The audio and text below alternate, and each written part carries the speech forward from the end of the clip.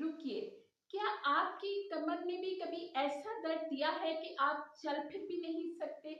आपकी कमर में शदीद दर्द होता है, आपसे ना उठा जाता है, ना बैठा जाता है, इवन आप लेट भी नहीं सकते। क्या आपको इतना शदीद दर्द होता है? कमर दर्द को लोग इग्नोर कर देते हैं।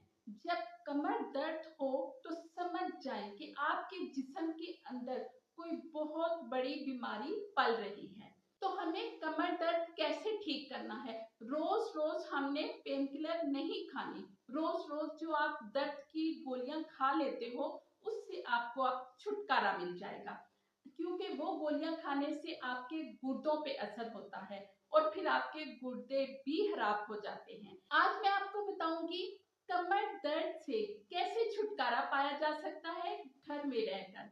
तो गाइस, अगर आप जानना चाहते हैं कि घर में रहकर कमर दर्द को किस तरह से ठीक किया जा सकता है, तो अभी हमारे चैनल पर जाएं और डिटेल वीडियो देखें।